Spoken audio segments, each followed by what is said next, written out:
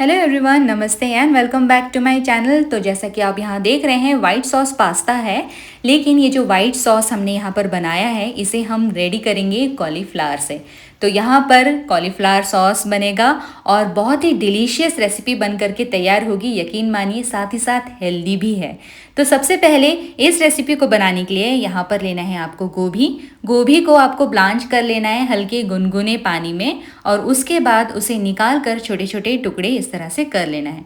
फिर इसमें आपको डालना है तेल और नमक। इन दोनों को आपको गोभी में अच्छी तरह से मिक्स कर लेना है। तो यहाँ पर फ्रेंड्स, मैं प्री हीटेड अवन में इसे बेक करने के लिए रखूँगी फॉर 20 मिनट्स। लेकिन अगर आपके पास अवन नहीं है तो आप इसे कम फ्लेम में तवे के ऊपर हल्का इसे सेक सकते हैं। ध्यान रखिए कि गोभी जलना नहीं चाहिए, हल्का उसे एक सेक लगना चाहिए। तो इसे हम अभी अवन में बेक होने के लिए रख देते हैं और 20 मिनट होने के बाद इसे मैं निकाल लूँगी। और फिर आप देखिए कि कितना बढ़िया ये बेक हो कर के तैयार हो गया है। तो इसे फ्रेंड्स आपको कंप्लीटली ठंडा कर लेना है, क्योंकि हम इसे ग्राइंडर में फिर ग्राइंड करेंगे। तो जब ये कंप्लीटली ठंडा हो जाए उसके बाद आप यहाँ पर ग्राइंडर लीजिए। ग्राइंडर में हम सारे जो कॉलीफ्लावर के टुकड़े हैं वो डाल देते हैं और उसके बाद यहाँ पर ऐड करेंगे 1/4 कप ऑफ फ्रेश क्रीम। तो यहाँ पर आपको मलाई लेना है या फिर आप फ्रेश क्रीम जो मार्केट में अवेलेबल है वो लेंगे, और उसके बाद आप उसे ग्राइंड करके इसका पेस्ट बना करके रेडी रख लेंगे। इस बीच मैंने थोड़ा सा दूध भी डाल दिया था ताकि बहुत अच्छी तरह से ब्लेंड हो जाए और एकदम क्रीमी टेक्सचर का सॉस बन करके तैयार हो।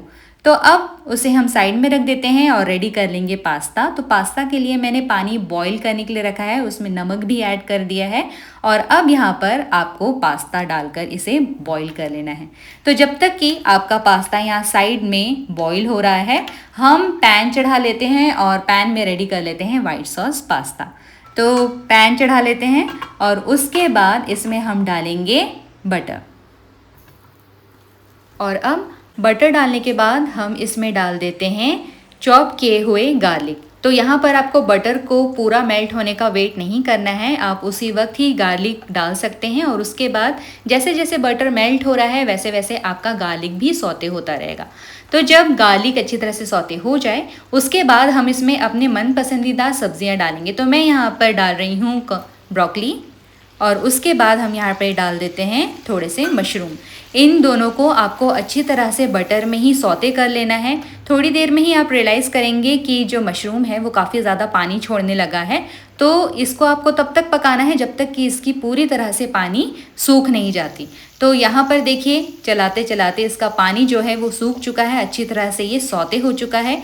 अब हम यहाँ पर कॉलीफ्लावर पेस्ट डालेंगे जिसे हमने फ्रेश क्रीम के साथ और दूध के साथ ब्लेंड किया हुआ था।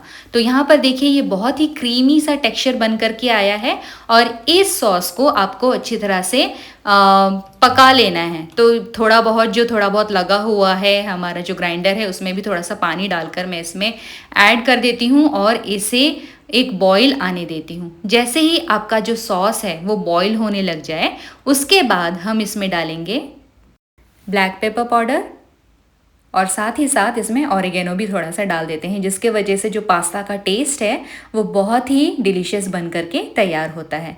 अब इसे अच्छी तरह से चलाने के बाद मैं इसमें स्वाद अनुसार नमक डाल देती हूँ। सॉस को आप ज़रूर चेक कर लें नमक डालने से पहले, क्योंकि आपने जो कॉलीफ्लावर का जो सॉस रेडी किया था उसमें भी थोड़ा नमक था और ये जो पास्ता है पास्ता में भी हल्का नमक है। तो उसी हिसाब से ही आप नमक इसमें ऐड कीजिएगा, क्योंकि इसमें नमक ज़्यादा नहीं जाता है।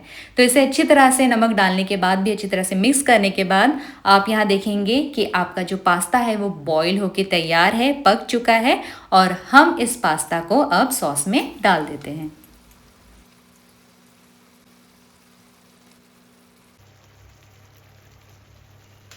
और अब पास्ता और सॉस को अच्छी तरह से मिक्स कर लीजिए और मिक्स करने के बाद गैस ऑफ करके गर्मा गर्म सर्व कीजिए। सो फ्रेंड्स, उम्मीद करती हूँ कि ये आपको रेसिपी काफ़ी पसंद आई होगी, क्योंकि ये आसान तो है ही, साथ ही साथ डिलीशियस रेसिपी भी है। तो आप भी बनाइए और शेयर कीजिए लोगों के साथ, ताकि दूसरे लोग भी इसे बना पाए और टेस्ट में न्यू वेरिएशन आए। Thank you so much for watching friends. मैं मिलती हूँ आपसे नेक्स्ट वीडियो में न्यू रेसिपी के साथ। तब तक बाय बाय।